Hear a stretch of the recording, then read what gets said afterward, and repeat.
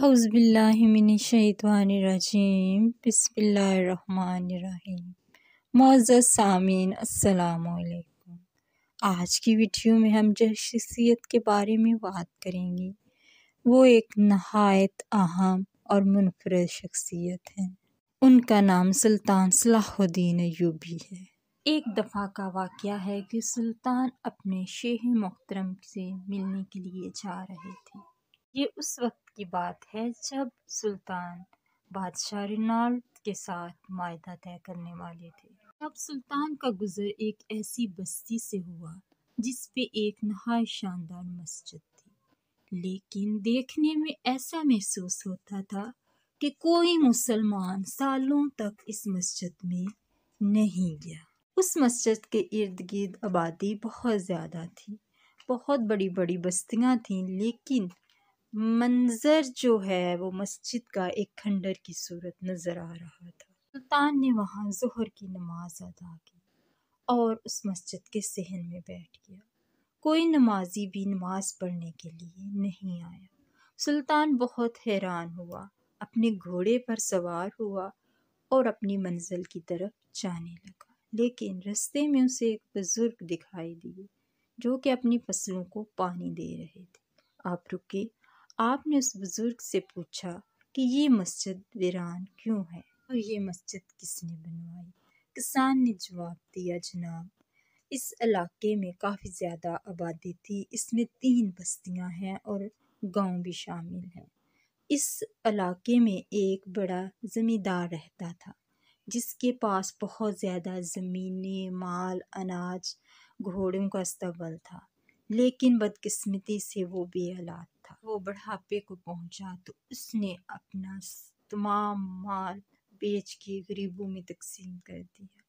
जिनके घरों में जवान बेटियां थीं उनकी बेटियों की शादियां की और अब उसके पास सिर्फ अपना घर बचा था और ज़मीनें बची थी। उसने वो ज़मीनें बेची और अपनी घर की जगह एक आलीशान मस्जिद तमीर करवा दी। मस्जिद की तामीर से इर्द गिर्द के लोग आकर नमाज पढ़ने लगे और दीन की तरफ लग गए। बच्चों ने कुरान मजीद हिफ्ज़ करना शुरू कर दिया और दीनी तालीम हासिल करना शुरू कर दी। माशरे में अमन आ गया, लोगों में उल्फ़ व मोहब्बत बढ़ी। उसने वहाँ एक इमाम मस्जिद जो है वो तैनात किया और वो लोगों को दीन की तालीम देने लगे। लोग उस इमाम मस्जिद से बहुत खुश थे, लेकिन एक दिन ऐसा वाक़या पेश आया कि लोग बहुत ज़्यादा खौफज़दा हुए।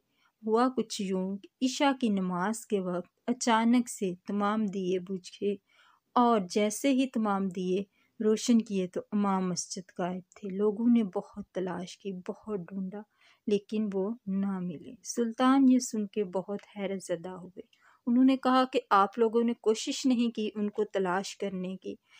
उस शख्स ने जवाब दिया, जनाब, वो हमारे लिए बहुत अच्छे इंसान थे, हमने उसने तलाश करने की कोशिश की पर वो हमें नहीं मिले। लोगों ने एक और इमाम मस्जिद किसी साथ वाले गांव से तैनात किया, लेकिन उस इमाम मस्जिद के साथ भी वही वाक़या पेश आया। उसके बाद लोगों ने डर से नमाज पढ़ना छोड़ दिया। ये 2-3 साल पहले का वाक़या है। सुल्तान अय्यूबी ने कहा कि आप एक काम करें, आप गांव के घर घर जाके कहें कि मैं इमामत करवाऊंगा और आप लोग नमाज पढ़ने आए।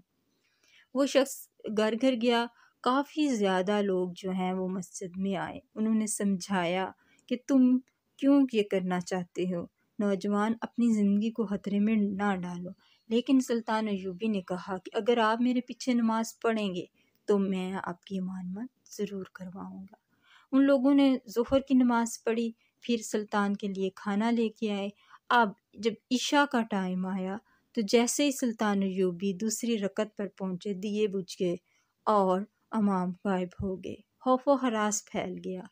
लोग परेशान थे कि एक अजनबी कैसे हमारे लिए अपनी जान की बाजी हार गया। थोड़ी ही देर में उसी मसल्ले वाली जगह पे जहाँ इमाम खड़े थे थोड़ी हलचल हुई, लोग डर गए। फिर लोगों ने क्या देखा, वहाँ से एक दरवाज़ा खुला और सुल्तान अय्यूबी एक शख्स की गर्दन पर तलवार रखे हुए वहाँ आ गए। उन्होंने फरमाया कि यहाँ नीचे एक सुरंग है